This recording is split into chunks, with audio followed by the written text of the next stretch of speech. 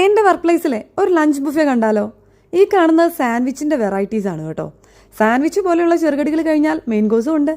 ഇത് steamed basmati rice ആണ്. അതിൻ്റെ തൊട്ടപ്പുറത്തുള്ളത് പിണ്ടി ചനയാണ്. ആള് ഒരു നോർത്ത് ഇന്ത്യൻ ആണ് കേട്ടോ.